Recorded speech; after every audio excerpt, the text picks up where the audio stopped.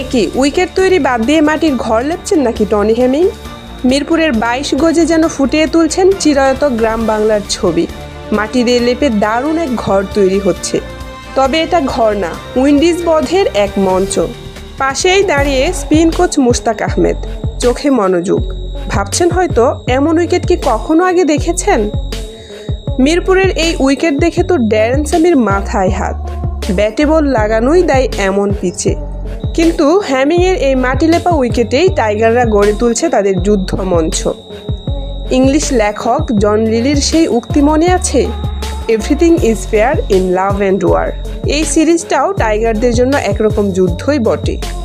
সেই যুদ্ধে এখন হ্যামিংয়ের সঙ্গে কাঁধে কাঁধ মিলিয়ে কাজ করছেন মুশতাক আহমেদ। সিরিজের মাঝপথে নাসুম আহমেদের আগমন যেন বাড়তি স্পিন অস্ত্র। অন্যদিকে ক্যারিবিয়ানরাও উড়িয়ে এনেছে আকিল হোসেনকে পাল্টা আক্রমণে। কিন্তু টাইগাররা পা দিচ্ছে না নিজেদের বানানো ফাঁদে। স্লো পিচে বলের গতি, টার্ন সব মাথায় রেখে চলছে বিশেষ স্পিন ক্লাস।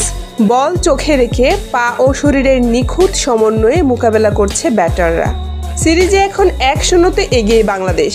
আরও ২ ম্যাচ হাতে, টার্গেট সিরিজ জয়, তারপর হোয়াইট ওয়াশ মিশন। যদি সেটা হয়, র্যাঙ্কিংয়ে উঠবে টাইগাররা সরাসরি ৯ নম্বরে। মিরপুরের এই মাটির উইকেটই হতে পারে সেই ইতিহাসের সাক্ষী।